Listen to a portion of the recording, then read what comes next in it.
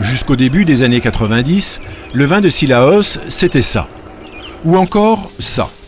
Une tradition pittoresque, héritage de la vie longtemps dans les Hauts de l'Île. Voilà, je vais vous faire goûter un petit blanc de cette année.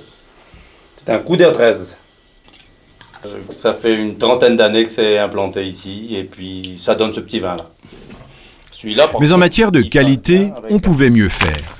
Au tournant des années 90, un groupe d'agriculteurs soutenu par les pouvoirs publics et accompagné par les chercheurs décide donc de mettre en place un vignoble nouveau. Autre cépage, autre technique de culture, l'idée c'est de proposer des vins de table complémentaires du traditionnel et très sucré vin de Cilaos. Ce n'est pas un petit chantier qui commence.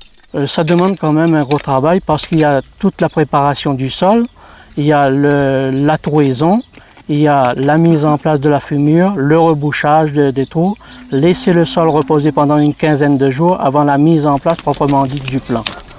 Les nouveaux cépages sont plantés en ligne comme dans la grande majorité des vignobles du monde et se développent rapidement. Pour ces viticulteurs, c'est tout un apprentissage.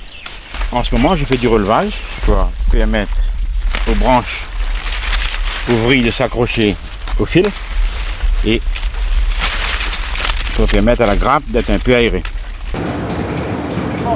Au bout de 3 ans, les premières vendanges sont faites.